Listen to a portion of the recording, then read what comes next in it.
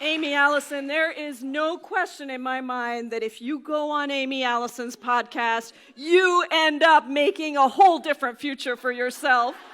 So just start fighting for that. And I really just want to say, Aimee, I'm so grateful. And if that conversation lifted me up in all kinds of ways, and to see what you have done here today is just remarkable. I walked into this room back there, the green room, and I was surrounded by all these women that I love, that I am inspired by, and I felt the energy of women of color together fighting for what we believe in, understanding that our oppressions and our resilience have driven us to where we are. And so I really want to say thank you so much for She the People, for being who you are, and to everybody in the room for being here. I think that deserves a big round of applause. I never thought I would be in politics. I never thought I'd run for office. I was born in India, and I came to the United States when I was 16 years old by myself because my parents felt like this was a place I was going to have the best education and where I was going to have the most opportunity. And I ended up being, for the last 15, 20 years, an immigrant civil and human rights activist. And I only decided to run for office because I got tired of trying to get other people to do the things that we felt should be done. I got tired of not seeing more women of color in office. I got tired of not seeing immigrants in office. And I realized that we as activists and organizers were ceding this incredibly important political space for organizing. That's what this is for me. And when people say to me, I want to run for office, what advice do you have? I say, think about what you want to do, not who you want to be. Because that's why we're here. Because we want to do something and make the world a different place for so many people in our communities that have not been represented for so long.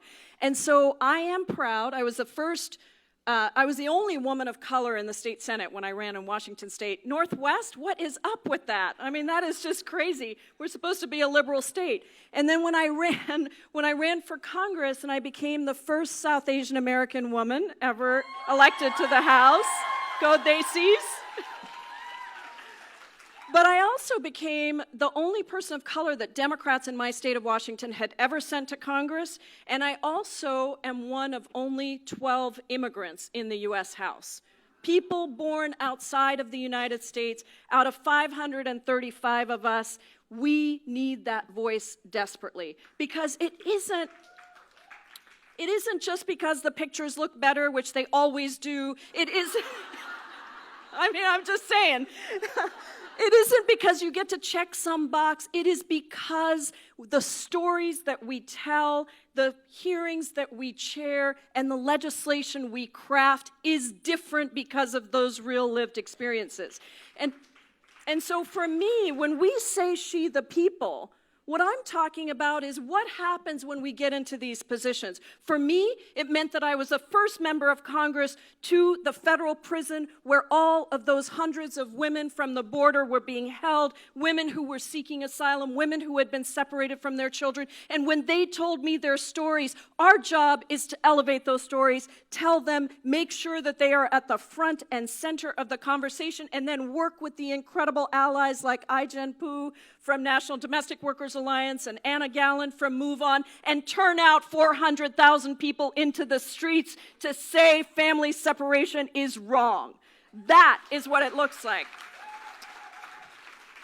What else does it mean? It means being on the House Judiciary Committee when a guy named Scott Lloyd came before us and tried to testify that he had the right to tell an immigrant woman who had crossed the border and was in federal custody that she did not have the right to an abortion.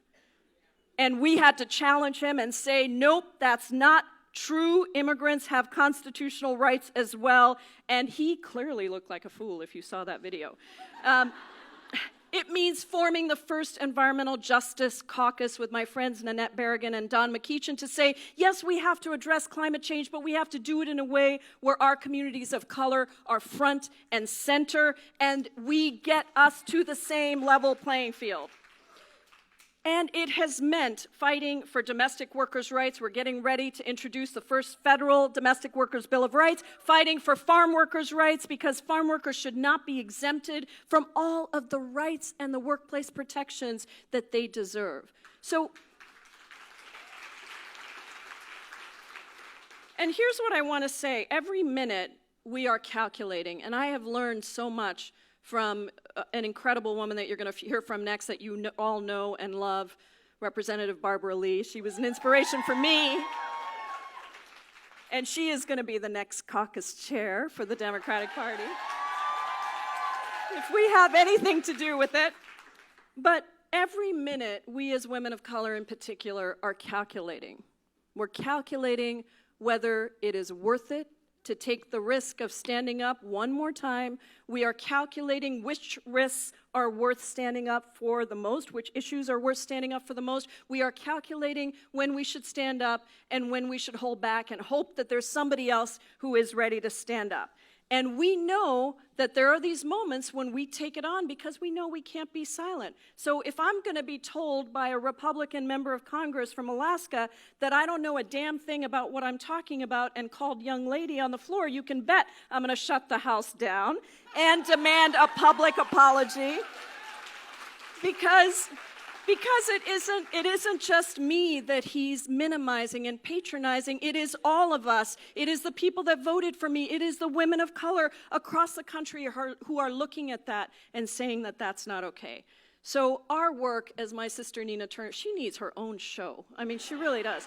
She is unbelievable, and she needs to be in the White House, but that's a whole different issue. But we have to broaden the circle. We really have to broaden the circle of people that are there, and that is why I am so excited that we will have Deb Haaland, that we will have Ilhan Omar, that we will have Rashida Tlaib, that we hopefully will have Gina Ortiz-Jones, that we will have these women of color across the country who are going to come into Congress and change the way that that body functions and the way that we ourselves stand up. That is what women of color do over and over again. And we do stand on the shoulders of those that came before us, people like Sojourner Truth who have passed, and women like Barbara Lee who are right here with us. And we broaden our own shoulders so that we can bring others in. The women of color who are running for office today and winning know that it is too important and too consequential for us to be timid. I am done with incrementalism. I want bold change. I want change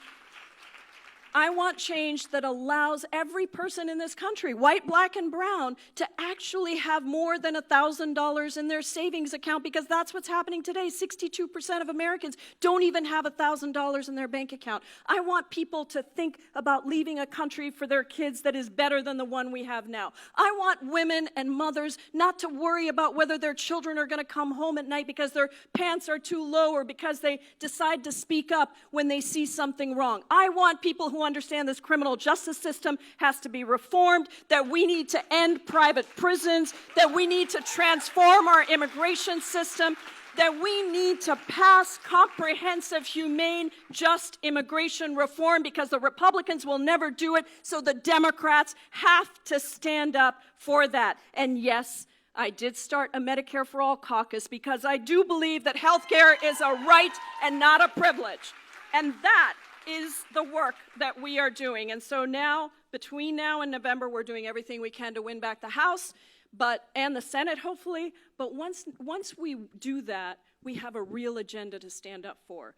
We have real people in our lives, in our communities, in our country that are hurting. And we have incredible, fierce, strong women of color who have been leading. Don't think that we haven't been leading already. We have been leading, but we need that space to be fully recognized for that leadership. And so that's why She the People and what Aimee and her team here has done is so important, because we are saying we are ready to lead the way we have always led, with generosity and abundance, not scarcity and fear, with a deep belief that we can be fierce, we can be resilient, we can organize, not agonize, and we can make sure that the world we're building happens that much faster because women of color are in leadership. Thank you all so much, and let's go win.